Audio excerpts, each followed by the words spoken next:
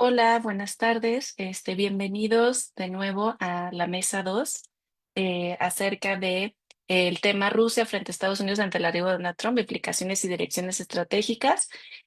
Reiniciamos la transmisión porque hubo algunos problemas técnicos, pero como les mencionaba, esta mesa es una continuación de la mesa que también tuvimos ayer, donde se discutieron el día de ayer temáticas como la economía rusa frente a la posibilidad de nuevas sanciones por parte de Estados Unidos, la administración de Trump y el nuevo orden nuclear global, y también el papel de Donald Trump como catalizador para el fin de la guerra en Ucrania. Entonces, el día de hoy vamos a tener también a tres ponentes expertos en estudios rusos y donde nos van a discutir diferentes temas acerca también de esta relación y las implicaciones que podría tener a nivel internacional, ¿no? Y regional. Entonces, bueno, nuestra primera ponente es la maestra Guadalupe Michelle Valderas Escutia y les voy a presentar un poquito acerca de su trabajo y su semblanza. Ella es estudiante de doctorado en Ciencias Políticas y Sociales por la UNAM, maestra en Relaciones Internacionales y licenciada también en Relaciones Internacionales con mención honorífica por la UNAM, y ha sido representante delegada de México en el World Youth Festival celebrado en Sochi el año pasado. Ha llevado a cabo estancias de investigación durante la maestría en la Universidad Complutense de Madrid y también forma parte de diferentes grupos de trabajo, entre ellos el GES y también en los proyectos PAPIME de la FESA Catlán. Y actualmente es profesora de asignatura en la Facultad de Ciencias Políticas de la UNAM, también como en la Universidad Rosario Castellanos. Sus temas de investigación son referentes a pues, el estudio de Rusia, el espacio postsoviético, Eurasia, geopolítica, nacionalismo, identidad y cultura. Y bueno, bienvenida de nuevo, Michelle, y bueno, adelante con tu tema. Muchas gracias. No, gracias a ti, Jackie. O no, sí, muchos problemas técnicos. Sí, bueno, también de nuevo muchísimas gracias a ti, Jackie, como coordinadora del GESE. Gracias también a IME por haber tenido la iniciativa de hacer estas mesas, de discutir justamente lo que está pasando, de lo que está pasando y lo que va a pasar con Rusia, con el conflicto en Ucrania y sobre todo ahora con el arribo de Donald Trump, este personaje tan polémico y que seguro, bueno, está llegando a sacudir muchísimas cosas. Entonces, bueno, justo otra vez para ir arrancando un poquito, pues voy a ayudarme de una presentación para platicar un poquito, ¿no? Sobre las relaciones estratégicas de Rusia en el espacio postsoviético entre la cooperación y la tensión. Y para esto, pues, creo que no puedo iniciar esta presentación sin mencionar, por supuesto, lo que más está sonando, lo que más ha estado sonando desde ayer, que son precisamente esta mesa de negociaciones que se llevó a cabo en Arabia Saudí, en Riad, hace un par de días. Y justo o sea, quisiera empezar con esto por la importancia que está teniendo, por ser el inicio de estas negociaciones después de ya 3 años desde que reinició este conflicto. Y que me parece muy interesante por varias razones. Primero, que pues precisamente los anfitriones pues fueron en Riyadh, en Arabia Saudí, ¿no? Y tuvimos estos dos personajes quienes son como los dos políticos más cercanos al príncipe de Arabia Saudí, Mohammed bin Salman, quienes ellos, por supuesto, estuvieron nada más al inicio de que iniciaron las negociaciones, dieron como la introducción, el inicio, pero ellos no permanecieron durante toda la negociación. En el caso, por ejemplo, de la delegación de los Estados Unidos, tuvimos a el secretario de Estado de los Estados Unidos, Marco Rubio, un personaje también muy polémico de la administración de Trump, que nada más como para tener ahí los datos, pues este hombre ya había estado votando en contra de los paquetes de ayuda militar por parte de los Estados Unidos a Ucrania desde el año pasado, y también él es un político que ha estado muy en esta idea como de volver a ver hacia China como el principal adversario geopolítico para los Estados Unidos, ¿no? Más que Rusia, más que la situación en Ucrania y demás, como que otra vez están mirando hacia allá. También estuvo Mike Valls, que es también muy cercano a Donald Trump. Y él también, además muy polémico, justamente por lo que ha estado saliendo también el día de hoy, por ejemplo, él ha sido uno de los personajes, digamos, de las mentes maestras de este nuevo discurso que traen la administración de Donald Trump sobre que el pago posible de Ucrania hacia los Estados Unidos por toda la ayuda y la asistencia militar y el dinero que se le prestó, podría ser a partir de los recursos naturales de Ucrania, ¿no? Que esa sería la forma en la que tendrían que pagar. Y por otro lado, Steve, él fue el enviado, bueno, un empresario amigo también de Donald Trump, y él fue el enviado hacia Medio Oriente por la administración de Trump, y también él fue enviado inicialmente para empezar como a abrir este canal de negociación con Vladimir Putin y bueno, ahora por supuesto estuvo también en esta mesa de negociaciones. Y en el caso de la delegación de Rusia, pues tenemos estos dos, pues sí, veteranos diplomáticos, políticos importantísimos dentro de la administración de Vladimir Putin. Tenemos por supuesto a Yuri Ushakov, quien es uno de los asesores de política exterior de Vladimir Putin, y por supuesto a Sergei Lavrov, quien es el ministro de Asuntos Exteriores desde toda la vida con Putin, ¿no? Desde más o menos el año 2004, y que es usualmente también como uno de los que más pistas dan sobre la política exterior de Rusia en general, ¿no? No es el vocero oficial, pero casi. Entonces, bueno, algunos de los acuerdos importantes a los que se llegó acá. Bueno, no sin antes decir una nota importantísima, entre toda la serie de información y las cosas que han estado saliendo en estos días, y revisando justamente algunos medios directamente rusos, también quisiera bueno, quise poner esta nota importante que por supuesto esto es importantísimo, es el inicio de estas negociaciones, de estas conversaciones, ya se sentaron Estados Unidos y Rusia a empezar a establecer algún tipo de vínculo para encontrar algún tipo de solución a este conflicto, pero los mismos rusos sí se encuentran todavía muy escépticos, ¿no? Muy cuidadosos hacia lo que vaya a venir en el futuro, ¿no? Sabemos también que la personalidad de Trump y el tipo de gobierno que llevan, pues no necesariamente pueden fiarse del todo, sino que tienen que ir con cuidado, ¿no? Y bueno, revisando también incluso este informe y esta sesión de preguntas-respuestas que dio Sergei Lavrov después de que bueno, que terminó esta mesa de negociaciones, pues podríamos resumirlo como en tres puntos importantísimos. O los primeros acuerdos a los que se llegó. Primero, el nombramiento de embajadores rusos y estadounidenses cada uno en los respectivos países, después de que inició esta guerra, pues se rompieron esas relaciones diplomáticas y esto por supuesto sería como la primera vía jurídica diplomática para restablecer un poco pues estas dinámicas, ¿no? Nada más que ahí también Lavrov justo se hace ahí como un pequeño apartado diciendo que ojalá que esto también se lleve a la parte económica, pero todavía no se ha hablado de esto del todo. Se habló de un proceso para la solución de la situación en Ucrania. Aún no se habla exactamente qué, aún no se habla exactamente cómo va a ser, pero que en el momento en el que esto, bueno, se está pensando en hacer más rondas de negociaciones, probablemente alguna en la que ya se encuentren directamente Putin y Trump.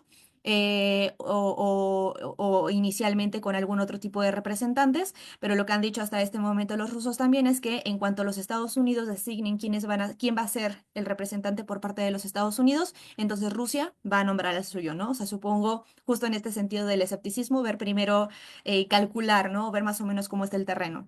Y finalmente, bueno, la reanudación de cooperación en diversas áreas, ¿no? En diferentes áreas de cooperación, no nada más la diplomática, sino empezar a explorar de qué otra manera se puede ir como entretejiendo otra vez un poquito estas relaciones. Y que por supuesto aquí entra lo económico-financiero. Y otros puntos importantes que ahí también medio se mencionaron, qué pasará con Europa y particularmente la presencia de la OTAN. Los rusos han sido también muy enfáticos desde el reestallido de este conflicto en el 2022, que, bueno, criticando justamente el expansionismo de la OTAN o este acercamiento geopolítico hacia las fronteras rusas, y fueron también muy enfáticos en estas reuniones diciendo que no iban a permitir que se siguieran extendiendo las fuerzas de la OTAN y tampoco que hubiera presencia de la OTAN en Ucrania, pero tampoco de los miembros de la OTAN como individualmente en esta zona, ¿no? Y ya por ahí se estaba hablando también de que tal vez se podría permitir la presencia de ciertas fuerzas de paz, ¿no? Quizás los cascos azules de la ONU, de algunos países también neutrales, que solo en ese caso podría permitirse. Entonces, bueno, teniendo como todo este panorama, ayer también fue un bombardeo de información y fue una locura también incluso para los otros colegas que presentaron el día de ayer, que yo sé que también era una locura estar como tratando de cachar como toda la información que se estaba recibiendo. Pero justo rapidísimo quisiera como comentar este tweet que el día de ayer lanzó Donald Trump en donde decía, bueno, en donde se habla de un rompimiento bastante fuerte con Zelensky, ¿no? Primero diciendo que los Estados Unidos han invertido billones de dólares en Ucrania y que no sabe por qué Zelensky decidió iniciar una guerra en la que sabía que no iban a ganar, ¿no? Y ahí entre líneas también dice que Zelensky es un dictador sin elecciones, ¿no? Porque si recordamos, el año pasado Zelensky tuvo que haber celebrado también elecciones en Ucrania, esto no sucedió, también justo utilizando, pues sí, esta justificación también jurídica de que al estar en un estado de guerra, no era posible, ¿no?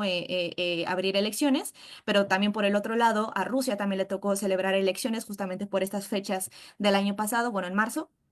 Sí, se llevaron a cabo las elecciones, ganó Putin, lo sabemos, pero bueno, justo empezaban estos ataques. También Elon Musk, que sabemos que también es muy cercano a Donald Trump, también estuvo bombardeando muchísimo con estos ataques a Zelensky. Volvieron a sacar de nuevo muchísimas imágenes de inicios de la guerra, muchas críticas que desde ciertos puntos del mundo, desde ciertos puntos de enunciación se estaba criticando a Zelensky o el gobierno de Zelensky. Muy curiosamente y muy irónicamente, el día de ayer, desde el gobierno de Donald Trump y los allegados a Donald Trump lo estaban compartiendo, ¿no? Como por ejemplo estas imágenes de cuando Zelensky estuvo posando junto con su esposa en la revista Vogue, ¿no? Y diciendo que cómo estaban haciendo esto en ese momento cuando niños estaban muriendo. O sea, eran el tipo de tweets que ayer estaban saliendo, ¿no? Fue como regresar a hace 2, 3 años de nuevo.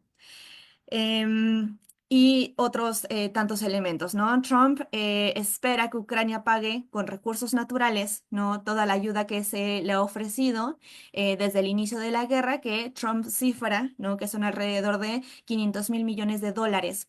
Inmediatamente también Zelensky habló sobre esto y dijo que no eran 500 mil millones, que la guerra les había costado 320 mil millones y que en realidad 120 mil millones habían sido cubiertos por Ucrania y otros 200.000 millones por los Estados Unidos y la Unión Europea, ¿no? O sea que esto ni siquiera era real. Y entonces aquí estaban como con estos dimes y diretes y también salieron ahí como algunos discursos además de que si los Estados Unidos no apoyaban, no seguían apoyando a Ucrania, entonces Ucrania se iba a apoyar únicamente de la Unión Europea. Algunos jefes de Estado de la Unión Europea han respaldado a Zelensky, han dicho que cómo es posible que el gobierno de Donald Trump de pronto les diera la espalda y que de pronto los traicionara, pero bueno, estamos con todo este tema, ¿no? Y acá justo eso, yo quería hacer también como énfasis en esto de los recursos naturales, precisamente por qué es Ucrania, ¿no? Y qué representa Ucrania. Si bien Ucrania, como lo sabemos y creo que lo hemos visto justo en estos últimos 3 años sobre todo, no es un estado homogéneo como prácticamente ninguno en el mundo en todos los sentidos, ¿no? Tanto en cuanto a composición sociocultural, lingüística, religiosa, territorial, etcétera, pero también en cuanto a recursos naturales. Este es un mapa de algunos de los recursos, sobre todo de energéticos y minerales que tiene Ucrania. Está en ruso, perdón, pero bueno, términos generales, por acá tenemos, por ejemplo, nafta y el gas, ay, ¿cómo se dice? Em, bueno, ajá, condensado. Nada más como ayuda visual, el color como más clarito es en donde se encuentra en menor medida los recursos y el más fuerte es en donde se encuentra la mayor cantidad de recursos, ¿no? Entonces, precisamente todo el este de Ucrania es el que tiene más recursos minerales, por ejemplo, pero también, por ejemplo, tierras fértiles y demás. Entonces, esto me parece interesante justamente porque desde que inició la guerra también, por ejemplo, aquí desde el GESE ya estábamos haciendo algunas, muchas gracias. Algunas charlas también sobre el conflicto, sobre qué era lo que estaban buscando, cuáles eran los intereses de los Estados Unidos, de por qué estaban apoyando. Y ya en varias conversaciones nosotros decíamos como, bueno, cuidado, ¿no? Porque probablemente este conflicto en Ucrania no es nada más sobre Ucrania, no nada más es un conflicto aquí interno, no es que haya nada más presencia rusa o no, sino que hay otros elementos también que aquí están despertando bastantes intereses, ¿no? Y también decíamos en su momento que toda esta ayuda económica, militar, de armamento y demás que los Estados Unidos particularmente estaban enviando a Ucrania y que era una locura, en algún momento iba a tener que ser pagada, ¿no? Y para esto justo también... bueno, rápido, también quisiera como rápido mostrar estos mapas que también yo sé que los hemos visto un millón de veces desde que inició la guerra, esos mapas de Al Jazeera, que también Al Jazeera ha hecho un trabajo increíble durante toda la guerra, que ha dado un seguimiento día con día, ¿no? Del avance de las tropas, de quién controla qué zonas en Ucrania. Este mapa no está súper actualizado, es del 12 de febrero, pero pues sirve un poco como para darnos una idea. ¿No? Está, por ejemplo, acá la incursión ucraniana dentro de territorio ruso, pero también todo el avance ruso en la zona del este ucraniano.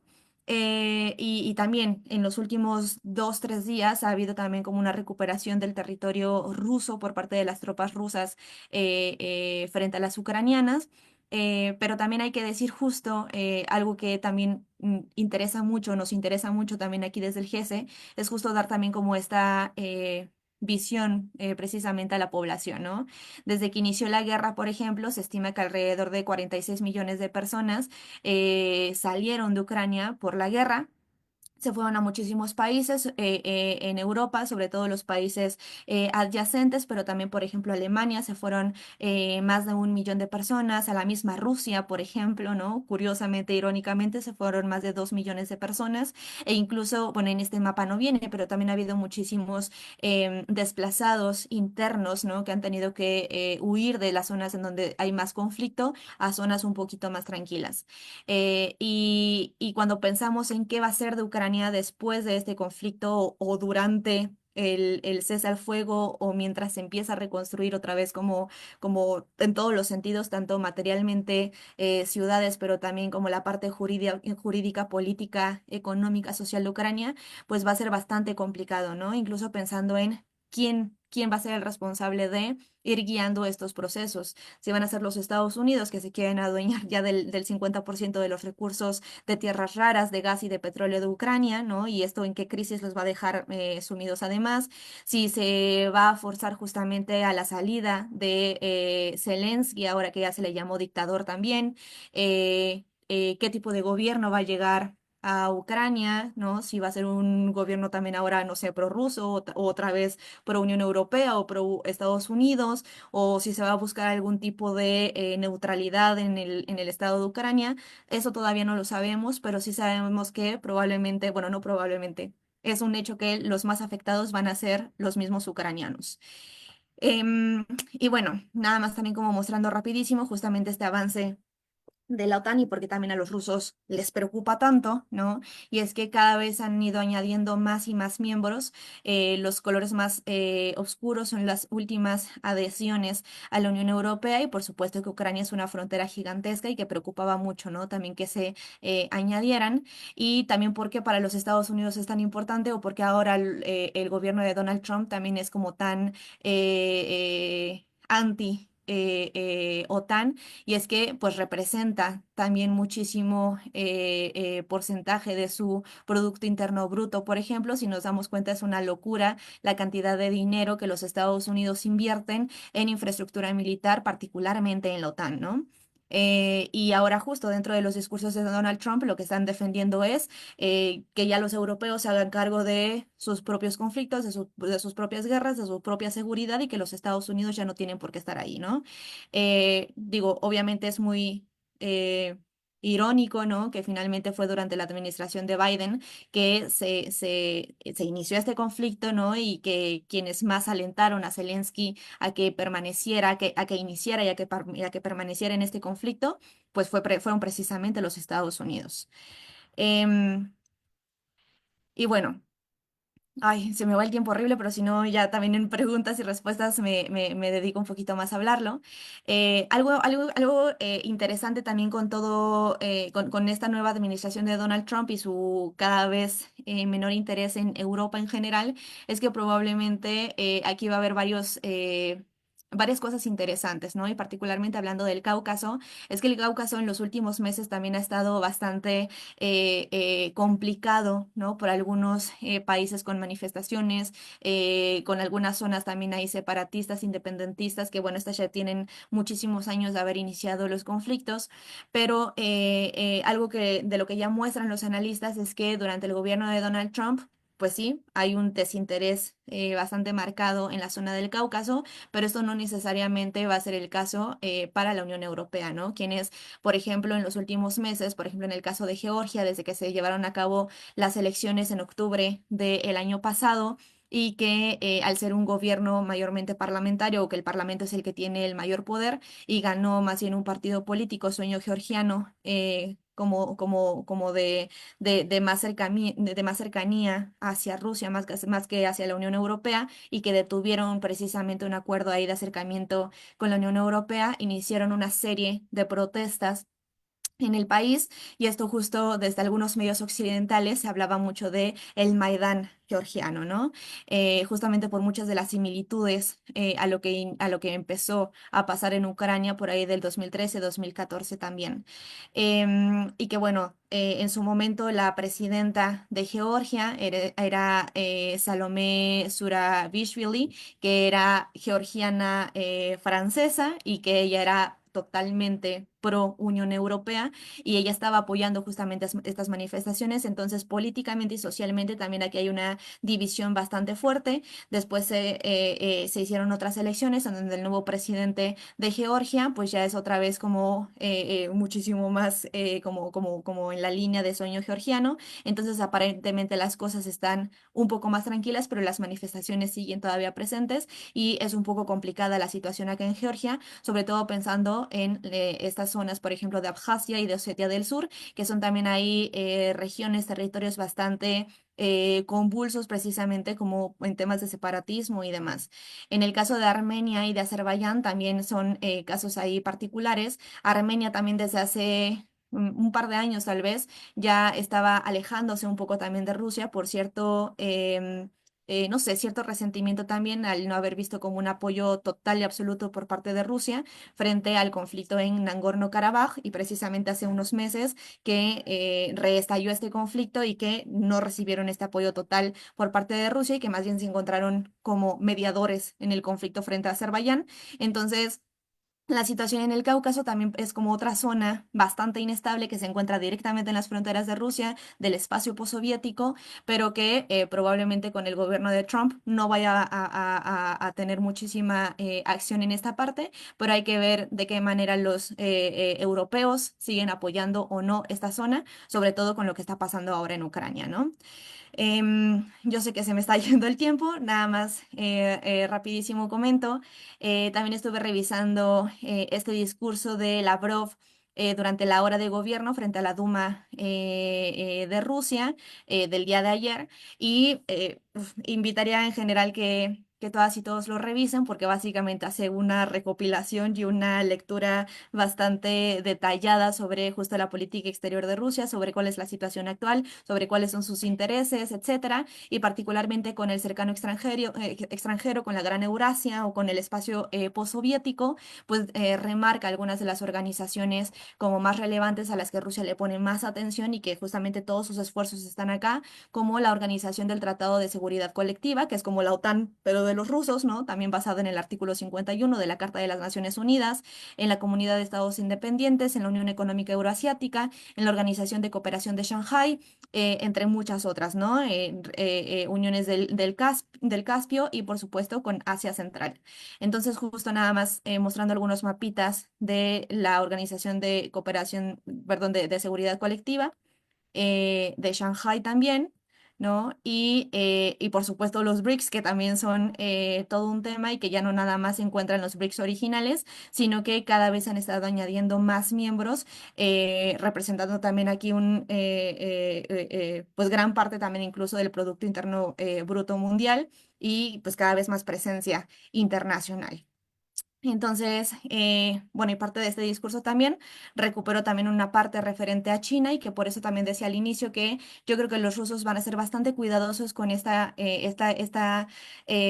restablecimiento de relaciones con los Estados Unidos, porque por mucho que algunos de los miembros del gobierno de Trump quieran de nuevo fijar los ojos en China y tratar de excluir a China de los procesos internacionales y separar a Rusia y a China por todo lo que esto pueda representar, Lavrov ha sido también como muy contundente en la importancia de las relaciones de asociación estratégica entre Rusia y China, que hay muchos proyectos en camino y además de que los dos son parte también de la Organización de Cooperación de Shanghái, ¿no? Mencionaba que China, bueno, Xi Jinping va a estar presente en la celebración del 9 de mayo. Por su parte también Putin va a estar presente en las celebraciones de China. Y bueno, yo estaría cerrando por aquí. Si hay alguna duda o demás, y para profundizar después, voy ya en la ronda de preguntas. Muchísimas gracias. Muchísimas gracias, Michelle, por toda esta plática. Todos estos puntos se me hacen muy interesantes, bueno, porque retomaste, o sea, cómo se está, cómo reacomodando también todos estos posiciones de parte de diferentes países en Europa, especialmente en la región del Cáucaso y de Europa del Este, y también como la participación de Ucrania, pero también de Rusia en diferentes organismos internacionales y en ese sentido, cómo pueden llevar a cabo diferentes posiciones, ¿no? Ante este conflicto. Y bueno, también les invito a todos los que nos están siguiendo en esta transmisión a seguir haciendo sus preguntas y comentarios también ahí en el Facebook Live. Y bueno, a continuación vamos a darle la voz al doctor Abdiel Hernández Mendoza, que nos va a platicar acerca del papel de Rusia en la disputa tecnológica en el siglo XXI.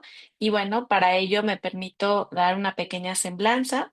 El doctor Abdiel Hernández es profesor de tiempo completo en la Escuela de Estudios Superiores de la UNAM, aquí en Querétaro. Es miembro del Sistema Nacional de Investigadores de CONACYT y es licenciado en Relaciones Internacionales por la Facultad de Estudios Superiores de la UNAM y maestro en Geociencias y Administración de Recursos Naturales con orientación en Administración del Petróleo.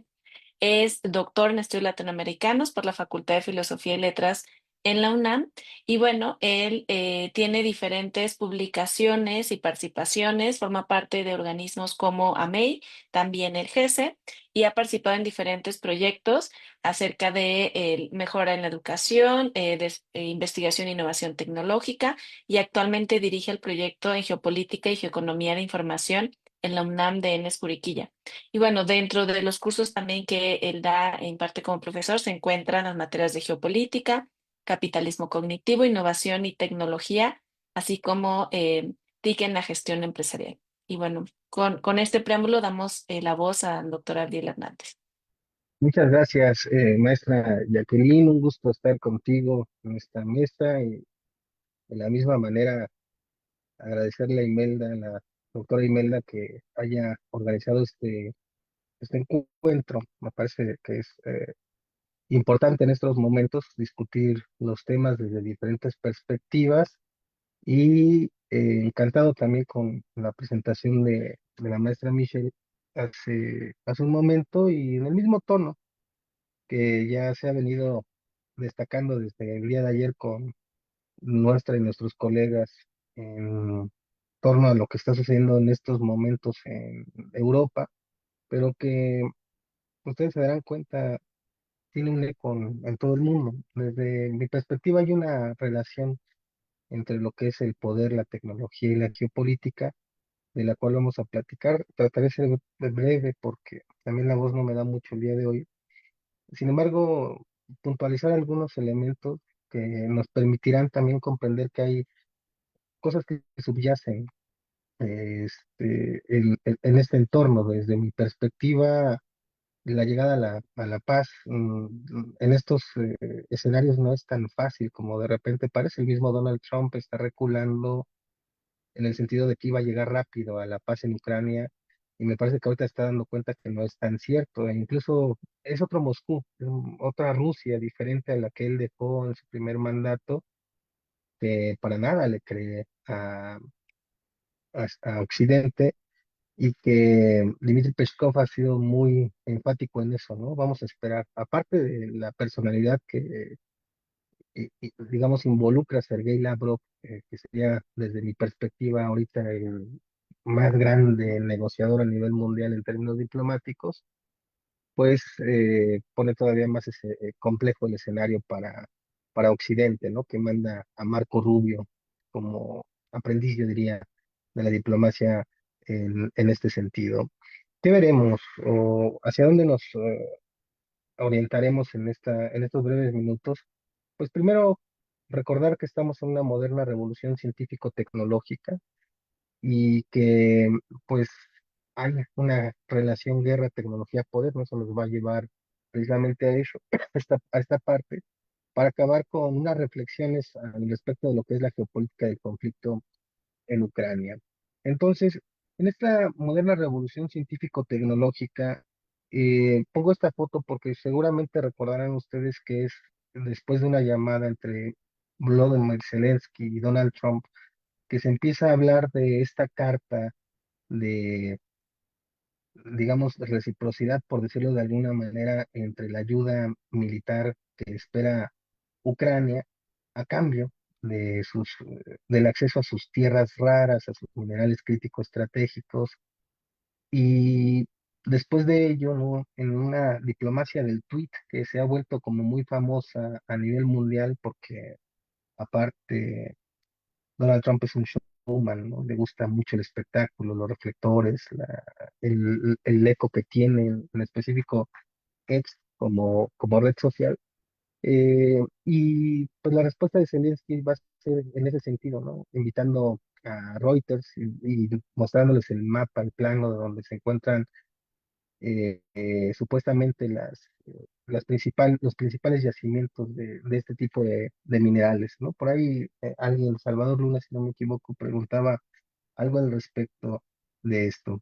A ver si podemos dar una orientación también a esa respuesta, ¿no? Que él pregunta, o que comenta, mejor dicho. Entonces hay que tener presente la relación energía, innovación, geopolítica. Acuérdense que toda revolución científico-tecnológica tiene al lado de sí una revolución energética. Y en estos momentos estamos hablando de una transición hacia fuentes de energía sostenibles, pero que se conserva también el uso de los hidrocarburos.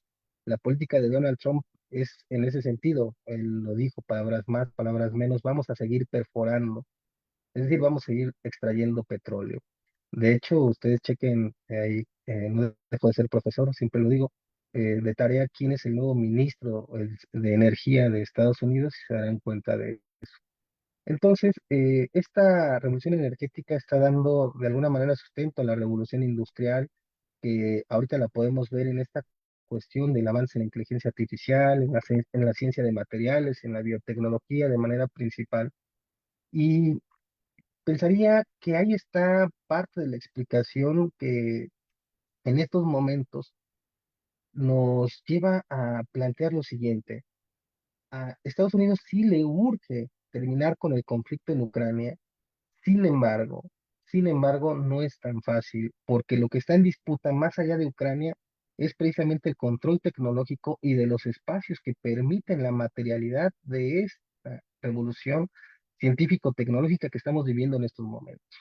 Es decir, ¿de dónde se va a sacar todo aquel tuxteno, manganeso, colombita, tantalio, etcétera, para garantizar el avance en inteligencia artificial, ciencia de materiales y biotecnología? Y a partir de ahí vamos a ver una dinámica bien interesante que cambia totalmente mientras se desarrollaba el conflicto en Ucrania, que es la dinámica de poder entre Rusia, China y Estados Unidos. En ese sentido, lo que se propone es ver que en esta guerra, en esa relación guerra, tecnología, poder, Rusia y China se encuentran ante un escenario similar al que padeció, por decirlo de alguna manera, la Unión Soviética durante la carrera tecnológica en la Guerra Fría. ¿Qué quiere decir esto? Los mecanismos de la entonces guerra psicológica liderada por Estados Unidos y que la veíamos a través de Hollywood principalmente, hay de hecho libros que le llaman así la geopolítica de Hollywood, que después se podría debatir, pero es interesante el argumento respecto a lo que se nos vendió alrededor de la supremacía estadounidense en términos tecnológicos. Y ahí algo está sucediendo en estos momentos con los tweets o los ex que todos los días Elon Musk nos regala, por decirlo de alguna manera, en su red, en donde parecería ser que ellos van a ser los dueños de Marte, los dueños del espacio, los dueños de la siguiente generación de 6G, de la tecnología cuántica, etcétera. Sin embargo, aquí viene, digamos, a contra el peso tanto de Rusia como China ahora en el siglo XXI para tratar de contrarrestar aquello que sí le pasó a la Unión Soviética durante la Guerra Fría, creer que la tecnología de Estados Unidos era más avanzada que la soviética. Y ahí perdieron gran parte de la batalla en la carrera tecnológica en esos momentos. Ahorita tratan, tanto China como Rusia, de no caer en ese mismo error del siglo pasado. Y vamos a verlo en algunos elementos, no me va a dar tiempo de explicarlos todos, pero por lo menos hay que poner atención. Eh, Nos concentramos tanto en la inteligencia artificial en estos momentos que olvidamos otros elementos de la materialidad y en este caso el dominio en términos nucleares y de energías alternas, de fuentes alternas de energía es ruso también, ¿no? Es decir, Rosatom está dando el 75% de la energía nuclear y el 85% de la energía en Rusia no es de hidrocarburos, es con base a fuentes alternas de energía, ¿no? Eso hay que tenerlo muy claro, lo cual posiciona a Rusia como uno de los países con más impacto en términos de lo que es esta transición energética, por si pues no lo habíamos tomado en cuenta.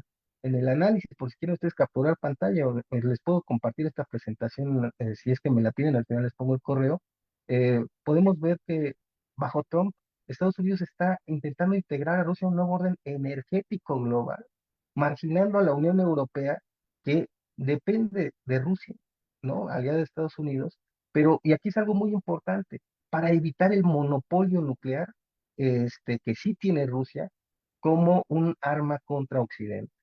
La otra es la tecnología militar. Y aquí es algo bien interesante. Los rusos en Ucrania no solamente se deshicieron del stock de armamento que tenían todavía resguardado de la Segunda Guerra Mundial, sino que empezaron a mostrar sus innovaciones y seguramente no todas. Y dentro de esas innovaciones tenemos el sistema Oreshnik, que estamos hablando de innovaciones en ciencias de materiales, de aleaciones de acero, que están aguantando arriba de los 4000 grados Celsius, ¿no? Y eso es el Oreshnik. Y, perdón, les dije que se me iba la voz. Y por ahí les pongo, ¿no? Algunos autores rusos que podríamos tener en cuenta para ir correlacionando el pensamiento ruso con el avance tecnológico militar, que ya lo advertía Eisenhower, expresidente estadounidense después de la Segunda Guerra Mundial, ¿no?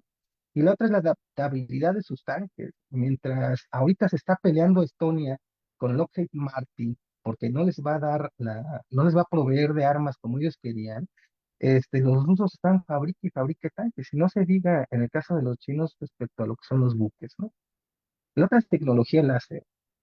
Los rusos tienen algunas tecnologías láser como la SAR UFL2M, que bueno, se combina con la cuestión cuántica y pues estamos hablando, ¿no? De alguna manera de una superioridad también en términos tecnológicos en esta parte, imagínense. Eh, Estamos hablando ya de las guerras del futuro, un poquito adelantándose los rusos en su tecnología militar, precisamente, este, en donde hablamos liderazgos, ¿no?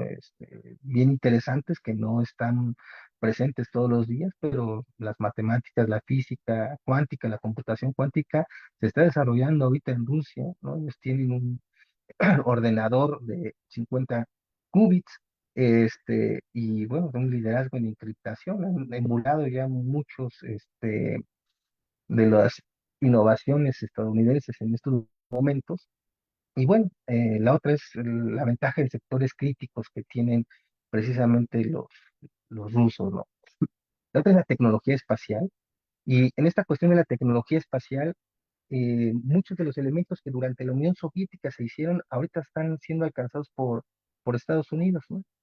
Ustedes busquen ahí, por ejemplo, la correlación que hay entre el Soyuz y Buran, ¿no? Una nave, esta- eh, soviética en estos momentos, y que de alguna u otra manera pues hablan de algunos avances que incluso desconocíamos que habían estado desarrollándose durante la época de la Unión Soviética, ¿no? El número de lanzamientos que tienen los rusos, las tasas de éxito en los lanzamientos, que es muy consistente, también es parte de esto.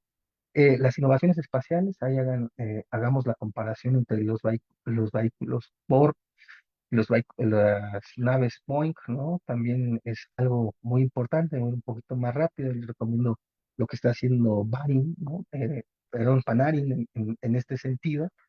Eh, y bueno, algo muy importante aquí que anoto es el sacrificio que está haciendo Zelensky, por decirlo de alguna manera, ante lo que son los banderistas que representa, precisamente porque pues van a ser incompatibles con la nueva etapa de negociaciones, ¿no? Las exploraciones a Marte también vamos a verlas ahí, y sobre todo porque ahí hay una doctrina espacial que están desarrollando los rusos ya desde hace mucho tiempo, en términos donde ellos no aceptan que haya una hegemonía en el espacio, sino que el espacio tiene que ser de alguna manera multipolar, ¿no? Por decirlo en sus palabras, y por ahí están eh, algunos desarrollos que tienen ellos en términos de la diplomacia eh, ultraterrestre. Eh, Geopolítica del conflicto en Ucrania, ¿no? Ya la parte final, ¿qué subyace a todo esto? Ya nos empezó a explicar Michel este mapa, es muy interesante, y en la reunión que tuvieron en Francia, no fue toda la Unión Europea, hay que dejarlo claro. eh, Dicen que se van a posicionar militarmente. ¿Dónde se van a posicionar militarmente? Bueno, pues en los lugares que les quedan cerca, precisamente para poder tener acceso a recursos críticos que existen en esa parte. Mientras que los rusos ya se hicieron cargo de la otra parte donde hay una alta concentración de recursos críticos estratégicos. Ayer, mientras preparaba esta plática, ellos estaban también viendo la parte de Odessa, que no solamente sería quedarse con un pedazo de Ucrania, por eso las palabras de Donald Trump hacia Zelensky es o, o aceptas nuestras condiciones o desaparece Ucrania prácticamente. Y si Rusia se logra hacer de esta parte, pues se queda con el acceso al mar que tenía por este lado Ucrania, ¿no? Que se dan cuenta con este mapa de Centro de Estudios sobre la Guerra, pues prácticamente es lo que tiene Rusia ya bajo su control, ¿no? Podemos hablar de eso más adelante, pero lo interesante es que en esta posición están todos los recursos interesantes al respecto de lo que es la concentración de lutitas que le representa un especial interés a Estados Unidos. ¿Por qué? Porque las lutitas son, entre otras cosas, la base de lo que es la fractura hidráulica, que sí es una innovación que está patentada por Estados Unidos y con la cual ellos pueden tener gas y petróleo a través del fracking, ¿no? Em, ¿Qué reflexiones tenemos?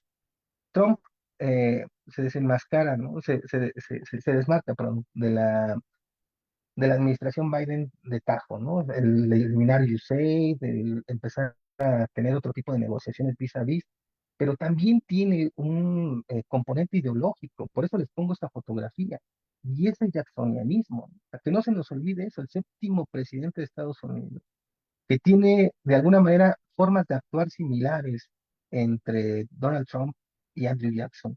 Y por eso no es que nos desconcerte, perdón, que quiera deshacer organismos multilaterales en los que participa, o que quiera salirse de algunas organizaciones internacionales, o que diga no más el TEMEC, o que diga no voy a negociar con la Unión Europea. Eso es parte del accionismo. A él le gusta, es negociador, él es un empresario, le gusta vis a vis tener de alguna manera esa ventaja frente digamos, a su par, y que no vayan en bloque. Eso es fundamental tenerlo en cuenta. Tiene vínculos con Rusia muy profundos: poder nuclear, poder energético, rutas comerciales tácticas, que no se nos olvide eso. De hecho, los rusos ya han inventado estos buques que están deshaciendo el piso ártico, autodeterminación de los pueblos. Acuérdense que esa fue la justificación de Rusia frente a la incorporación de Crimea. Y aquí algo bien importante: Rusia es el interlocutor, o será el interlocutor, entre Irán, China y Estados Unidos. De hecho, está buscando la trilateral. Acuérdense que ya dentro de las declaraciones de Trump es ver cómo se llega a un mundo pacífico entre China, Rusia y Estados Unidos.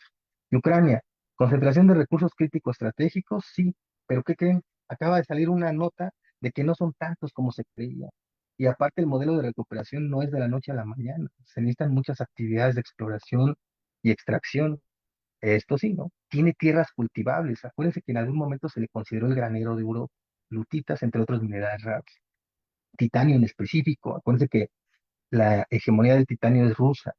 Entonces, no es solo energético, se trata también de la seguridad alimentaria de Europa, ¿no? Entonces, se dan cuenta, se cierra ahí una pinza geopolítica entre energía y alimentos.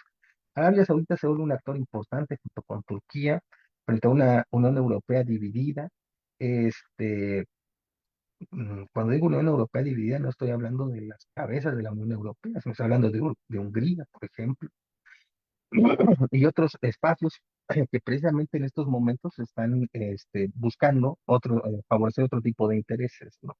Y Turquía le abre las puertas a Zelensky, porque parecería ser que iba ganando, o que iba de alguna manera haciéndose de espacios dentro de este conflicto. Sin embargo, hasta ahorita no ha figurado desde la llegada de Donald Trump, ¿no?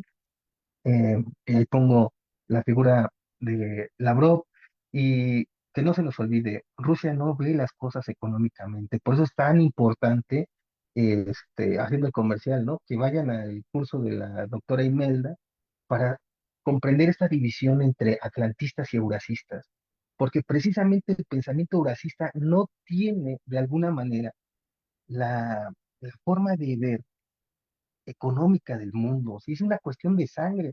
Y la sangre implica también para los rusos, para los eslavófilos, la defensa de su lengua. Y ellos por eso se enojaron tanto que estén matando a rusos en Ucrania, que hayan quemado los libros de Dostoyevsky y otros autores rusos en Ucrania, cosas que pues, en la prensa hegemónica en la era de Biden no sucedían. Digo, si Donald Trump quiere mandar un buen mensaje a Rusia, pues tendría que levantar el veto a RT en estos momentos, ¿no? Pero bueno, ¿qué buscan los rusos? Terminar el trabajo de la Segunda Guerra Mundial contra la nazificación y los banderistas, en el caso de Ucrania. Y aquí algo que ya nos había adelantado la maestra Misha, ¿no? Hay pérdidas conjuntas. Díganle esto a un empresario: estamos perdiendo 600.000 millones de dólares estadounidenses debido a esta guerra. Si quieren ustedes la presentación, se las envío, ese es el correo del proyecto. Muchas gracias por su atención, y espero tener voz. Muchísimas gracias, doctora Adela Hernández, por su excelente participación, en donde, bueno, nos compartió sobre todo el papel que está teniendo la tecnología, los recursos naturales y también los avances incluso en el espacio y estas disputas que se tienen ahora de nuevas formas también de ver la guerra, ¿no? Que ya no se están peleando solo con tanques, sino también ahora con información, desinformación y avances en el terreno espacial, así como también el papel de otros organismos, como se mencionaba en la anterior plática, y cómo pueden actuar diferentes países como negociadores a favor o en contra de Ucrania o de Rusia en este conflicto. Y bueno, esperamos también las reflexiones que se tengan al final de la mesa. Y bueno, ahora le toca el turno a la maestra Imelda de presentarnos esta última tema que se titula Un punto de inflexión, el lugar de Rusia y de Estados Unidos hacia la constitución de un nuevo esquema del orden político internacional. Y bueno, para ello les voy a platicar acerca de su trabajo y bueno. La maestra Imelda Ibáñez es internacionalista por la UNAM y actualmente es candidata a obtener el grado de doctora por el programa de posgrado en Ciencias Políticas y Sociales de la UNAM. Desde el 2020 forma parte también del grupo del GESE y es profesora adscrita al Centro de Relaciones Internacionales de la Facultad de Ciencias Políticas y Sociales de la UNAM. Cuenta con estudios de especialización en Historia Diplomática y Política Exterior de Rusia por la Universidad Estatal de San Petersburgo y a partir del año pasado es integrante del programa Diplomacia Pública para Jóvenes Académicos, Líderes del Mundo Hispanohablante, BRICEADI. También Diplomacia Creativa, así como en el grupo de académicos para sección latinoamericana de la cadena informativa Rosilla Sibotnilla. Y bueno, ha participado en diferentes eventos junto con la Academia de Ciencias de Rusia, también tiene diferentes artículos y ponencias, es integrante del grupo del GESE y de otros organismos aquí en México. Ha participado también en entrevistas para el diario moscovita Comersan, así como para la UNAM Global, Radio UNAM, Radio Educación. Y además es creadora del proyecto Cursos Digitales, que son los cursos que les platicaba también el doctor Adiel sobre los fundamentos de la política exterior de Rusia e historia de su escuela del pensamiento geopolítico. Si quieren más información, la pueden encontrar también en la página del GESE. Y bueno, además también felicitar a Imelda porque ella fue quien tuvo la iniciativa para llevar a cabo estas mesas tan pertinentes que además justo se cruzaron en estos días de tanta información como ya se mencionaba en las otras participaciones. Y bueno, bienvenida Imelda, adelante. ¿Qué tal? Muy buenas tardes a todas, a todos. Es para mí un gusto saludarles en este día en donde, pues, como nos comentaba nuestra coordinadora, ya aquí tuvimos, ¿no? Tuvimos esta suerte, lo voy a decir de esta forma, en que las decisiones de los grandes líderes exactamente se enmarcaron en la decisión de este grupo por generar el evento, ¿no? Sobre la posición actual de Rusia frente a las decisiones estratégicas de Donald Trump una vez que ha arribado a un segundo mandato, ajá, como presidente de Estados Unidos. Y pues bueno, antes de iniciar mi presentación, pues obviamente debo felicitar a los ponentes, tanto del día de ayer que nos acompañaron, también a mis compañeros ponentes el día de hoy. Fueron unas presentaciones y unas exposiciones muy ricas. Ajá, nos ayudan precisamente para que en estos momentos comprendamos la complejidad. Creo que esto es algo gracioso, ¿no? Comprender algo tan complejo, ¿no? O buscar la forma, ¿no? Porque complejidad hay, ajá, desde que cayó la Unión Soviética. Y los internacionalistas siempre nos hemos dado a la tarea de buscar la forma a través de la cual estudiar a la Federación Rusa, que fue la heredera grande de esa caída de la Unión Soviética, su espacio postsoviético y sobre todo su lugar en el orden internacional. Y pues con ello, con la palabra orden internacional, pues doy inicio a mi presentación. Vamos a ver, porque creo que así. Vamos. Mi presentación se titula 2025, un punto de inflexión, el lugar de Rusia y Estados Unidos hacia la constitución de un nuevo esquema del orden político internacional. Siempre me gusta, y de hecho aquí ya los colegas conocen la forma y mi metodología para cuando expongo, poner una imagen, porque siempre mi argumento es que una imagen nos ayuda mucho, no dice más que 1000 palabras. El objetivo de mi presentación es un tanto histórica y obviamente me voy a apoyar. Ajá, por ello es que decidí que fuera la última, la que cerrara este evento de estos 2 días, porque voy a englobar todo lo que nos han presentado muy pertinentemente mis colegas desde el día de ayer y obviamente el día de hoy, ¿no? Tenemos que hace 80 años, exactamente en febrero, se reunieron tres grandes líderes en un contexto de una Segunda Guerra Mundial que estaba por terminar. Estos tres grandes líderes decidieron el futuro de un próximo orden internacional que se pactó en la ciudad de Yalta, península de Crimea, territorio de la Unión Soviética. Eso nos dice mucho. Este orden de Yalta ha cumplido 80 años, ha sobrevivido desde mi perspectiva, desde la perspectiva que muchos académicos rusos también comparten. Ajá. Un gran catalizador fue la caída de la Unión Soviética en este orden de Yalta y pues precisamente un siguiente catalizador fue el impacto de Rusia en Ucrania hace 3 años, ¿no? Entonces, en la figura y en la concepción y en el entendimiento de orden internacional, debemos de comprender el lugar, de las potencias, de los estados líderes que generan los pactos para que precisamente toda esta configuración pues lleve, ¿no? A un ordenamiento, a una dinámica, ¿sí? A una dinámica que pues obviamente es caracterizada por las interacciones entre cooperación y conflicto, ¿sí? Entonces, pues bueno, con ello doy este inicio a esta presentación. Es un tanto histórica, sin embargo, pues obviamente también vamos a tocar el tema de coyuntura, es un punto de inflexión al que llegamos después de 3 años del impacto de Rusia en Ucrania, ¿no? 3 puntos principales en esta exposición. El primero, el lugar de Rusia y Estados Unidos en la constitución y rompimiento de los órdenes internacionales. Sobre todo me voy a basar en la dinámica de Rusia.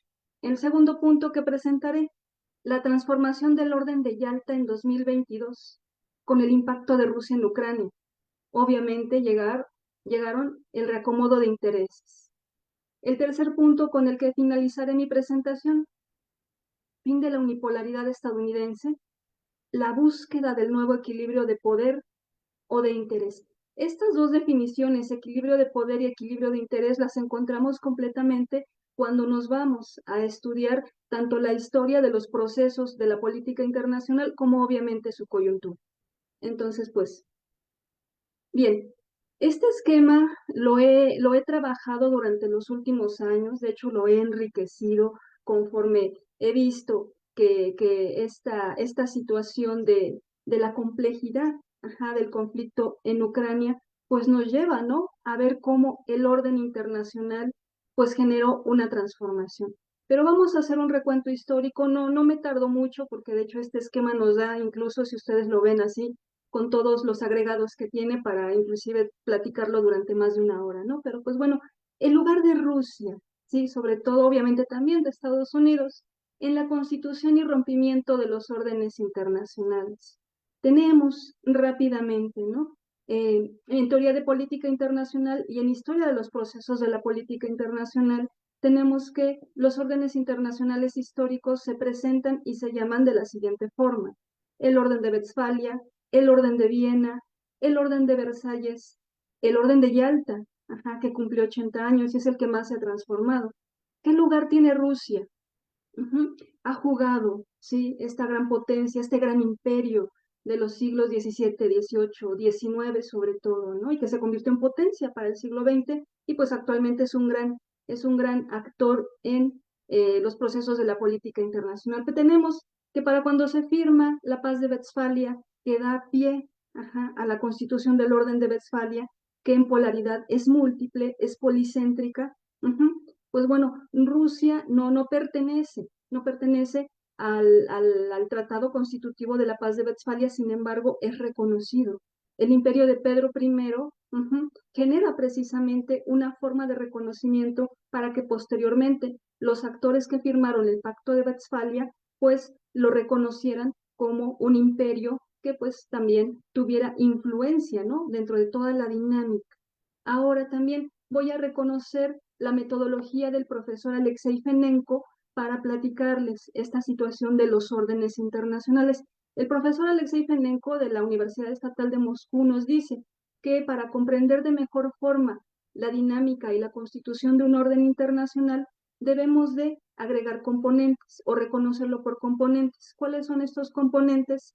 Los reguladores, los catalizadores y pues obviamente los procesos de rompimiento, ¿no?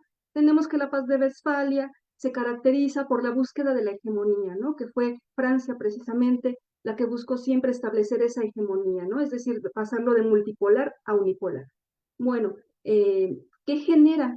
¿Qué genera que se rompa la paz de Westfalia? Las guerras napoleónicas. ¿Sí? Con las guerras napoleónicas se rompe Westfalia y se da paso a otro orden internacional a principios del siglo XIX. ¿Qué lugar tuvo Rusia ahí?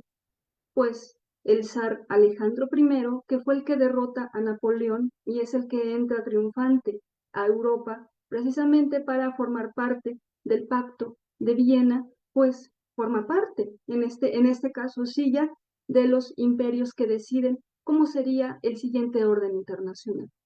Ese orden internacional que durante el siglo XIX pues se presentó entre reguladores que fueron las revoluciones liberales, el gran catalizador de del orden de Viena que fue la guerra de Crimea, porque posterior a la guerra de Crimea se generan grandes transformaciones y pues bueno, ¿cómo se rompe? Ajá, el orden de Viena lo rompe la Primera Guerra Mundial, ¿sí?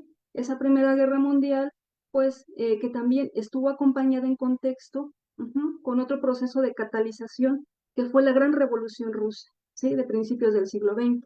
Entonces, pues bueno, Rusia siempre ahí presente en las catalizaciones o en los rompimientos o en los acuerdos para pactar los nuevos órdenes internacionales.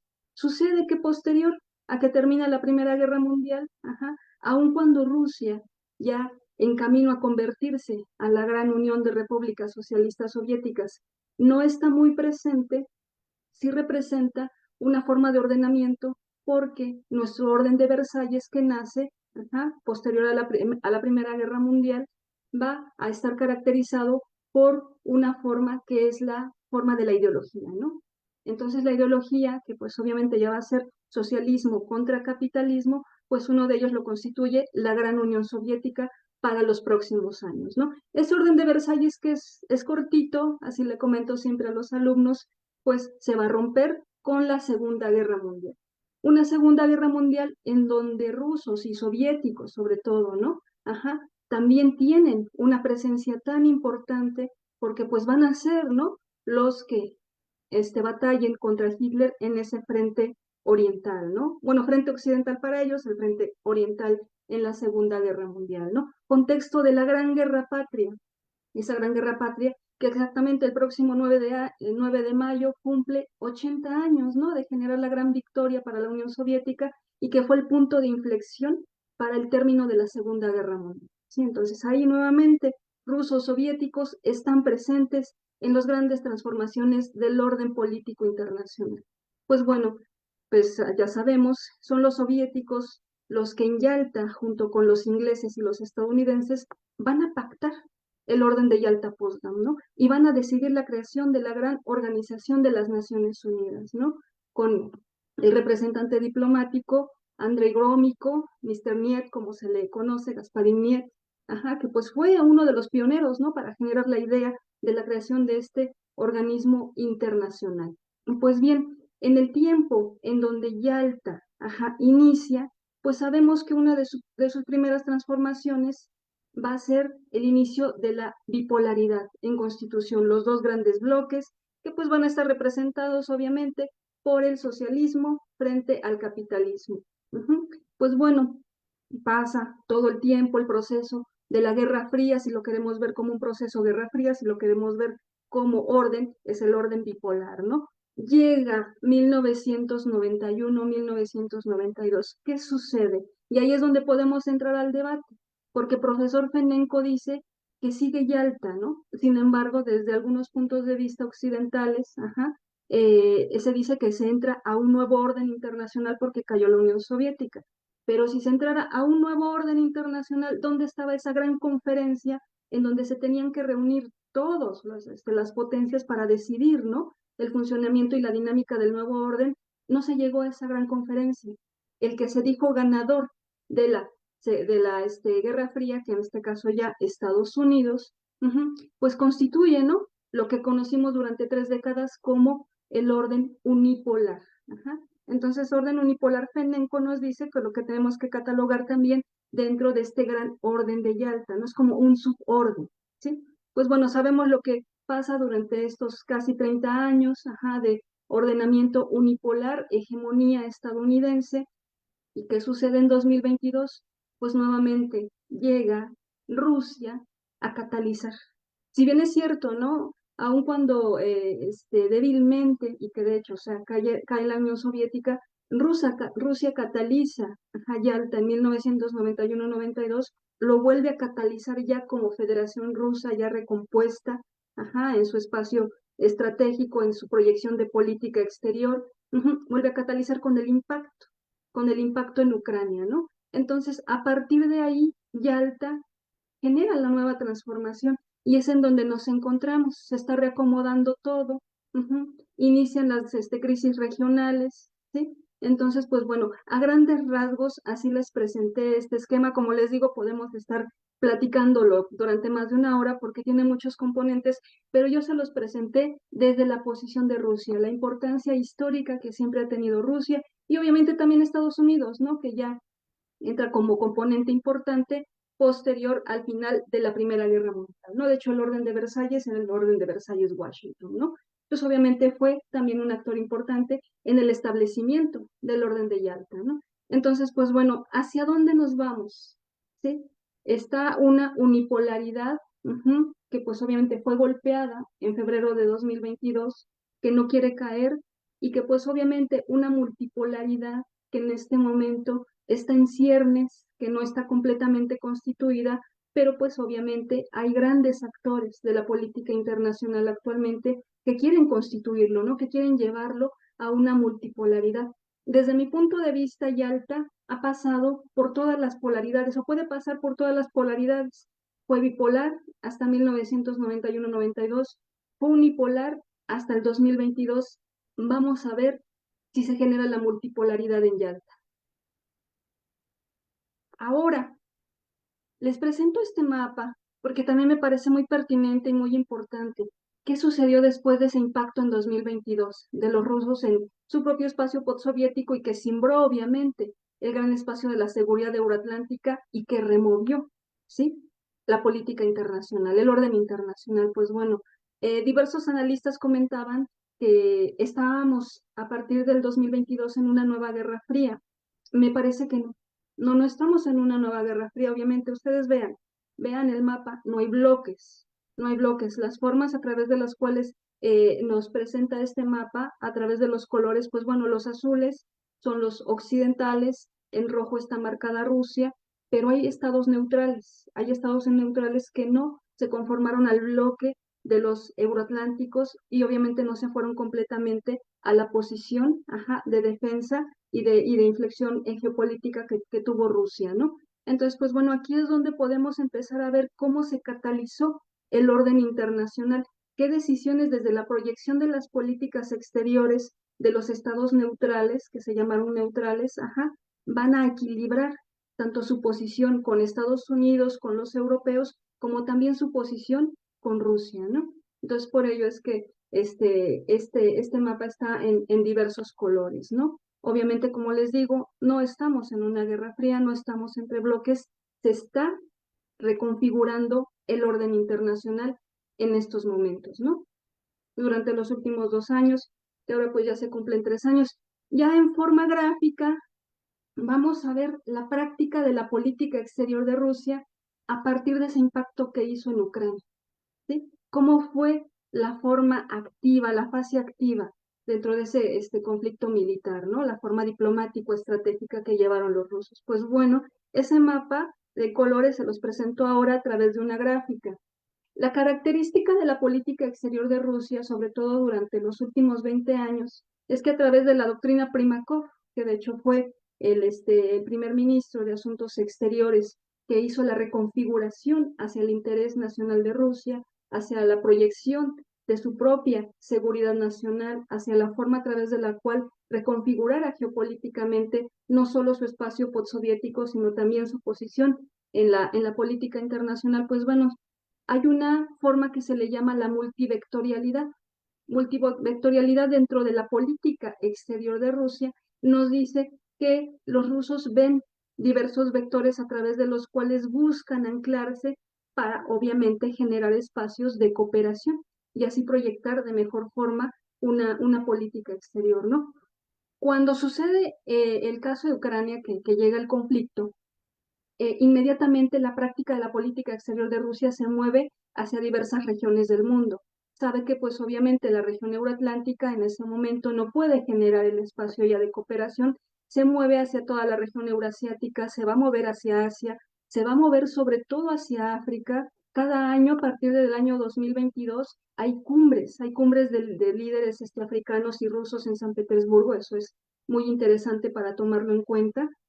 También se mueve y se acerca hacia América Latina para generar también esos espacios, esa interacción de cooperación, ¿no? Entonces vamos a ver cómo esa proyección de política exterior de Rusia a través de la forma de la multivectorialidad en la búsqueda, de la multipolaridad para Primakov, pues se ve reflejada sobre todo, comentaban los compañeros que me antecedieron en las excelentes exposiciones, a través del mecanismo BRICS, a través de la Organización de Cooperación de Shanghái, sobre todo, ¿no? Donde es líder junto con China. Entonces, pues bueno, destacar esa posición, cómo es que los intereses de los neutrales se movieron no solamente hacia Occidente, sino que también se movieron hacia el Oriente. Entonces ahora les presento de una forma también muy concisa, el resumen que yo hago de la nueva estrategia de la política exterior de Rusia, que de hecho se presentó en abril de 2023, ya tiene un tiempo, y que pues se movió precisamente para cohesionarse, ¿no? Con todas estas transformaciones. La reformulación de su objetivo principal, esquema de intereses nacionales, Rusia como uno de los centros soberanos de desarrollo mundial. La prioridad, con una misión histórica para mantener el equilibrio global en camino a la multipolaridad. ¿Qué ejes tiene esta gran estrategia de política exterior? En la búsqueda, como les comento, de multipolaridad, Rusia como una civilización, eso sí, se pone muchísimo a debate, creo que sería también otro espacio para comentarlo en algún otro momento, como civilización eurasiática y europacífica. Ya no se muestra como euroatlántica, eso hay que destacarlo. La práctica de esta política exterior, la proyección exactamente de esto desde lo multivectorial, lo bilateral, lo multilateral, lo regional, mantener la estabilidad estratégica y prevenir la carrera armamentista. Entonces, esta situación a través de la cual los líderes rusos presentan su proyección tanto diplomática como de política exterior en este contexto de grandes transformaciones del orden político internacional, pues nos lleva precisamente a que siempre ellos buscaron, y de hecho siempre han reafirmado que el conflicto en Ucrania debe llevarse hacia una negociación.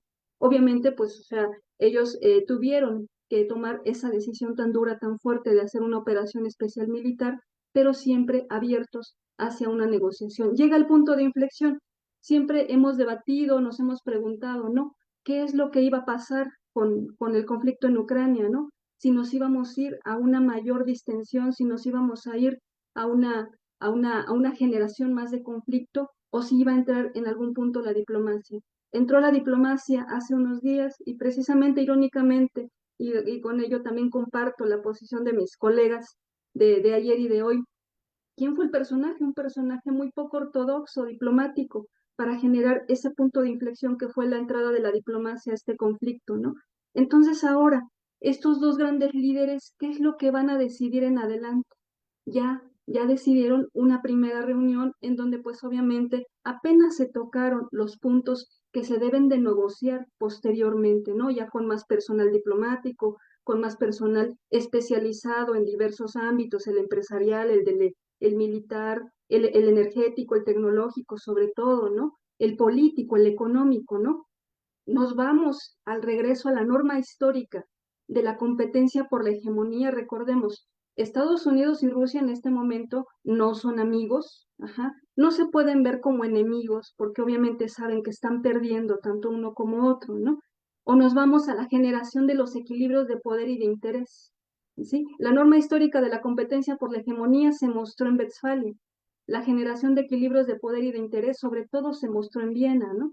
Entonces, ahora con lo que ya nos han comentado los compañeros en la conversación entre líderes rusos y estadounidenses, ¿qué objetivos llevan?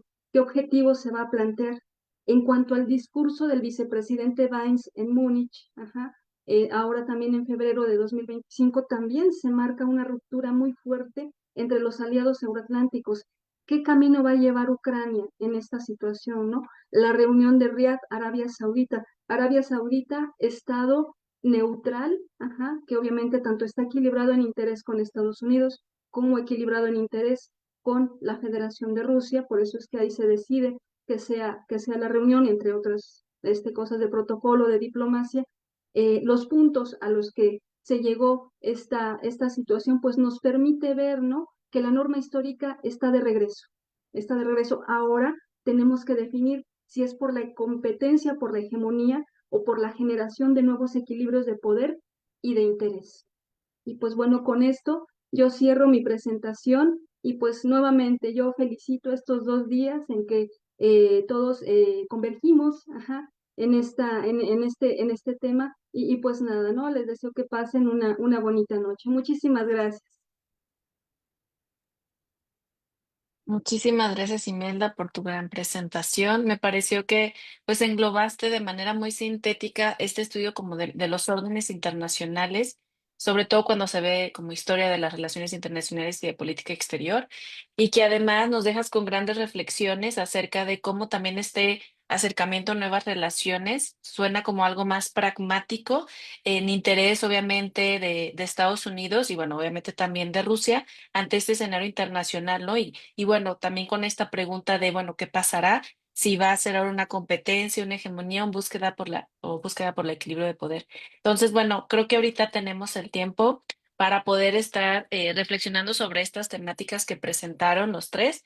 Y bueno, hay algunas preguntas en el foro. Bueno, primero también hay varias felicitaciones, entre ellas de parte de Mir y de Abdiel, de las presentaciones felicitándolos. Y bueno, la primera pregunta, y me voy a ir también como por el orden de los ponentes, es para Michelle, de parte de Salvador Luna. Y él dice, buenas tardes, maestra. Rusia tiene control sobre gran parte del territorio donde están las tierras raras que Estados Unidos pretende explotar como manera de pago por todo el dinero que se envió para la guerra. Mi pregunta es, ¿el control de estas tierras será un impedimento para que Washington y Moscú alcancen un acuerdo para el alto al fuego? Y también te pregunta Gerardo Vigueras, ¿a qué te refieres sobre el éxito de Rusia sobre el militarismo de Japón? Que estaba en tu última presentación, ¿no? Y que creo que se refiere al fin de la Segunda Guerra Mundial. Y bueno, Salvador Luna también comenta que la zona del este donde se pretende estacionar tropas francesas y británicas son tierras que históricamente pertenecieron a Rusia, que si veremos si Rusia lo permite. Y bueno, creo que esta segunda pregunta va dirigida al profesor Abdiel, si no me equivoco, y dice, a Trump se le olvida que es un país muy endeudado. ¿China hará uso de la fuerza para aplicar embargos económicos a Estados Unidos? Y también para el doctor Abdiel, de parte de su tocayo Abdiel Sánchez. ¿Cuál es el papel de los medios de comunicación como Google, X y Meta en la política exterior de Estados Unidos? Sobre todo, bueno, ahora que ha habido estas alianzas también y que se presentaron en la toma de protesta, ¿no? Y cómo esto puede impactar en el futuro de la política exterior. Y también por parte de Rafa Calderón Santana, que me parece que también estaba para la maestra Imelda, que dice, me llama la atención cómo Estados Unidos va a lidiar con las cadenas de valor si busca eliminar a China del camino. ¿Cómo esperan que sus socios hagan lo mismo? Si ahora China es el principal socio comercial de la mayoría de la Unión Europea, ¿qué tan faltos de interés propio serán los europeos para que les hagan lo mismo que Rusia con el gas? Y bueno, igual los tres pueden comentar un poco acerca de las preguntas que se hicieron y voy a darle la voz a cada uno y también agregar reflexiones si faltó alguna información o datos que compartir. Michelle, adelante. Claro, bueno, primero muchas gracias por los comentarios y por las preguntas que realizaron. Bueno, sobre la primera pregunta que hacían justamente sobre esta relación de los mapas de la zona del territorio ucraniano en donde se encuentra la mayor cantidad de recursos minerales principalmente, o sea, que preguntaban si esto imposibilitaría las negociaciones, pues justamente creo que gran parte de la negociación va a ir en este término, ¿no? Y No sé si lo mencioné justamente mientras explicaba como quiénes fueron los que estuvieron presentes en estas mesas de negociaciones, pero creo que algo muy parecido a lo que pasó en Suiza en su momento, ¿no? Hace unos meses, en donde no invitaron a Rusia en esas negociaciones para acabar con la guerra, que era un sinsentido. También, por supuesto, es un sinsentido pensar que hay una guerra entre Rusia y Ucrania y en donde Ucrania no estuvo presente, ¿no? No estuvo invitada. Entonces, pues finalmente, justamente parte de lo que se estaba diciendo era que para próximas negociaciones se esperaba, bueno, se espera que sí se encuentren presentes algunos miembros, por supuesto, Ucrania y quienes quieran negociar la paz, algunos miembros de Europa, ¿no? Yo no creo que Rusia vaya realmente a permitir que los Estados Unidos se metan en el territorio ucraniano porque finalmente los Estados Unidos representan pues el grueso de la OTAN, ¿no? Y son justamente a los que menos quieren que estén presentes en territorio ucraniano o en general en todas las fronteras de Rusia y de hecho fue lo que dijo Lavrov, que ni la OTAN en conjunto ni ninguno de los miembros por separado quieren que se encuentren ahí, en todo caso las fuerzas como neutrales, ¿no? Quizás ahí pensando en cascos azules. Yo creo que esa parte se va a tener que negociar bastante y más bien yo creo que va a venir el castigo político fuerte, por supuesto, para los políticos ucranianos, principalmente de Zelensky. Pienso que probablemente sí, ya para los próximos meses bueno, le van a retirar ayuda, probablemente o van a condicionar la ayuda de alguna manera, pero pensando en la situación en la que se encuentra Ucrania, difícilmente va a poder en este momento como pagar toda esta deuda billonaria que ella tiene hacia los Estados Unidos y los países europeos. Y sobre la segunda pregunta, sobre a qué refería con lo de militarismo japonés, voy a compartir muy rápido como esa diapositiva de nuevo. En realidad es parte de este discurso de Lavrov que les decía que justamente presentó el día de ayer frente a la Duma, frente al Parlamento ruso. Y bueno, esto no era parte como tal del discurso, sino más bien al final del discurso se abrió una ronda también de preguntas y respuestas con miembros de la Duma y uno de los parlamentarios le preguntó a Lavrov que qué pasaría con esta relación con China y es justamente cuando él respondió esto, entre muchas otras cosas también sobre China y ahí es cuando dice de la importante relación que tienen chinos y rusos, que Putin va a estar, más bien que Xi Jinping va a estar en la celebración del Día de la Victoria el 9 de mayo, en el desfile militar y demás, como uno de los representantes de jefe de Estado importantes ahí en este evento.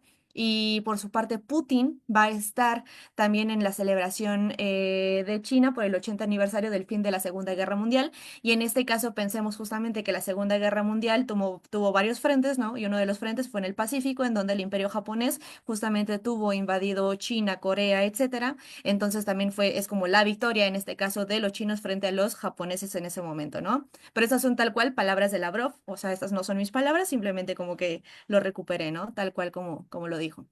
Pero bueno, creo que respondí a las preguntas y pues yo creo que yo lo dejo ahí para que también los demás puedan responder. Muchas gracias. Y primero que Mm, todo, agradecer las preguntas que nos hacen. Es un gusto compartir con ustedes este espacio y más cuando hay una interacción en este sentido. Fíjense que hace un momento Macron compartió que pues realmente ellos fueron enterados de que Rusia iba a hacer la operación especial desde antes, ¿no? Y esto para mí es muy importante porque pues parecería ser que esas conversaciones que ha tenido Macron con Trump van ya tomando un sentido y eso es a lo que tendríamos que apostarle siempre, porque si no vamos a estar de alguna manera como cayendo en el sensacionalismo de llamar a la guerra y que ya estamos a punto de la medianoche y cosas así, cuando pues hay que recordar que en geopolítica no hay sorpresas, hay sorprendidos. Y eso es fundamental, ¿no? Tener como todos estos contextos que estamos analizando, que ustedes nos ayudan de alguna manera con las preguntas a pensar.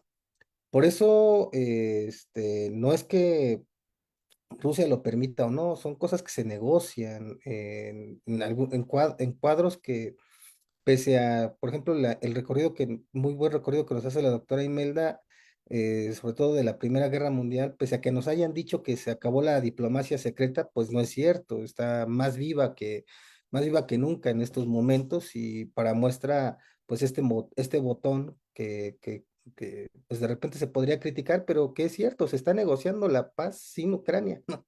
Se está negociando esto en específico y pues son formas de negociación precisamente que tiene Trump históricamente, ¿no? Por eso para mí es muy importante que se comprenda su espíritu jacksoniano. Y la otra es, yo recomiendo no considerar a Trump un ignorante, ¿no? Yo creo que ese es un error que los medios de comunicación nos han hecho creer, pero está lleno de asesores esta persona. Por eso es muy importante comprender que él va por etapas. Ahorita es México y su Golfo, luego va a ser Sudáfrica, que ya está ahí en la lista, luego va a regresar con Brasil, luego va a regresar a México con los cárteles, luego va a regresar a Ucrania, etcétera. Es parte de una agenda. Él lo dijo en la toma de protesta que incluso va a tratar el tema de los ovnis. Entonces, hay que ver que tiene una agenda bien estructurada, es un plan realmente, y ese plan conduce a la trilateral, es decir, no está descontemplando para nada a China y sabe que el interlocutor con China va a ser Rusia, no hay de otra para Donald Trump en estos momentos y por eso necesita tener buenas relaciones con Rusia y para tener buenas relaciones con Rusia es vía Ucrania, no hay de otra. Por eso los mensajes que mencionaba la maestra Michelle al principio de es un dictador, tiene el 4%, de hecho ya salieron según a desmentir lo que tiene el 56% y después ya salieron a desmentir la mentira que, bueno, lo hizo el Instituto de Sociología de Kiev, que fue pagado por USAID, que en estos momentos está siendo, pues ya desapareció, ¿no? Por decreto de Donald Trump. Entonces yo diría que hay que tener cuidado y pues habrá que preguntarle a los sinólogos. Hasta donde yo recuerdo, China no ha utilizado la fuerza en ningún momento, en ningún lado. Si le dicen que no al canal en Nicaragua, bueno, pues me voy con mis cosas, ¿no? Me voy con mi inversión. Si le dicen que no a un proyecto como el México Querétaro, bueno, me voy con mi dinero, etcétera. China no utiliza la fuerza y hay que tener cuidado con esos discursos porque realmente faltan a la historia, por ejemplo, del actuar chino, ¿no? Sí tienen una base militar que la disfrazan por ahí en África, pero no la utilizan en el sentido de Occidente, ellos tienen otra forma, otra filosofía, por eso es muy importante estos cursos que nos ofrece, por ejemplo, la doctora Imelda para comprender la cosmovisión, porque si no, lo leemos desde Occidente y pues sí, ¿no? Los chinos malos, sus productos malos, son los productos que dejan pasar, ¿no? Entre otras cosas, pero bueno, la otra es que Donald Trump tiene presente que no es China nada más o Rusia, son los BRICS. Y lo dije hace un momento, este espíritu jacksoniano implica romper esos bloques, no les gusta negociar con bloques, a ellos les gusta negociar vis a vis, ¿qué es lo que tengo que ver contigo Rusia? Lo arreglo contigo Rusia, no con más. Por eso entra y sale a los organismos internacionales. Fundamental desde mi perspectiva comprender eso. Interesante la pregunta que hace mi colega, me parece que es un punto fundamental, mi colega y tocayo, a quien le mando un abrazo a mi querido tocayo, los medios de comunicación. ¿Por qué digo interesante y al punto? Porque también Xi Jinping hizo la muestra de poder con sus medios de infocomunicación. Sentó a Jack Ma y a los líderes de Huawei, de Xiaomi, incluso de DeepSeek, de la inteligencia artificial, y los tenía como sus pupilos, anotando cuál es el plan tecnológico de China que van a seguir. Mientras que Trump no, ellos los invitó a la fiesta, el lujo de la toma de posición, ahí estaban los dueños de Amazon, de Google, de Meta, etcétera, mostrando dos formas de liderar el mundo a través de la tecnología. Una que es el libre mercado estadounidense y otra que es el Estado que controla la tecnología para aquellos que habían dicho que Jack Ma se había revelado, etcétera. No, fue a tomar nota de lo que decía Xi Jinping en estos momentos. Pero es fundamental la pregunta porque también ellos están en una búsqueda por recursos críticos estratégicos. Ustedes vieron ayer, si no mal recuerdo, Microsoft lanzó ya su semiconductor, su chip, y esto es importante porque es una carrera por los chips, pero también Meta está haciendo ahorita acuerdos con India, por eso es tan importante la visita del presidente de India en esta semana a Estados Unidos, para conectar Estados Unidos con un cable a India. Y esto es fundamental porque estamos hablando del control de la información, del control de los datos, que de alguna u otra manera le dicen que es el nuevo oro del siglo XXI o el nuevo petróleo del siglo XXI. Y esa es una lucha que se enmarca precisamente en una competencia directa entre Estados Unidos y China. Por eso los medios de comunicación o de infocomunicación, que ahora se les llama, como Google, Meta, tienen mucho que ver precisamente en estos momentos frente a otra cuestión que tiene, digamos, todo el sentido con la libertad de expresión, que ahorita es Elon Musk quien la enarbola, ¿no? Entonces aquí nos censuramos, vean, ya Zuckerberg hizo lo mismo que nosotros, aunque Zuckerberg sigue censurando, a ver si nos censuran esto, pero espero que no. Perdón, Zuckerberg. Y pues de alguna manera están haciendo también su juego Google, ¿no? Haciéndole el caso a Trump, llamando Golfo de América. Petal dice, no, yo lo voy a seguir llamando Golfo de México. También hay una lucha ahí bien interesante, ¿no? Ahí creo que ya eran todas, ¿verdad? Sí, muchas gracias, doctora Aldier. Y bueno, antes de que comience la maestra Imelda, quería comentarle que hay otra pregunta para ella y de parte del Gerardo Vigueras que dice, ¿cuáles son los riesgos para México si el gobierno federal sigue con, uno, su política económica socialista, por ejemplo, se alinea con dictadores de izquierda? Dos, deja la frontera sur permeable para permitir la entrada de mafias y espías rusos a México. Y bueno, no sé si quieras agregar algo más, Imelda. Bueno, complementando la pregunta sobre la cuestión de China. Bien, bueno, no soy sinóloga, eh, sin embargo, lo voy a tomar desde la forma del estudio de la estructura del orden internacional, ¿no? Platicábamos hace unos minutos, estamos en transformación del orden internacional, ¿no? ¿Hasta dónde puede ir a transformarse Yalta? La hipótesis que yo tengo es que no nos vamos a ir ya a la búsqueda de la hegemonía, lo dejé como pregunta, pero ahora lo planteo como hipótesis. No nos vamos a la búsqueda de hegemonía por alguno de los actores hasta el momento. Yo creo que todos los actores, ajá, en este tiempo se van al equilibrio de poder o al equilibrio de interés, ¿sí? El equilibrio de interés nos dice que precisamente el factor negociación es el que nos va a llevar a que se generen los puntos de encuentro y de convergencia. Entonces, esta convergencia pues nos puede, ajá, dar la característica a través de la cual, bien lo comentaron los colegas, Abdiel y Michelle, eh, que haya espacios de negociación entre rusos, chinos y estadounidenses. Ujú. Una parte histórica, yo recuerdo, tiempos de la Guerra Fría fue Kissinger, ¿no? El que quiso ir a triangular y de hecho hizo la gran triangulación entre Unión Soviética y China, ajá, y lo logró. Entonces, en este tiempo, no sé si la hipótesis que algunos especialistas llevan de que quizá Donald Trump sea el que quiera triangular y llevarse a Rusia más al componente de su estrategia de negociación y dejar a China.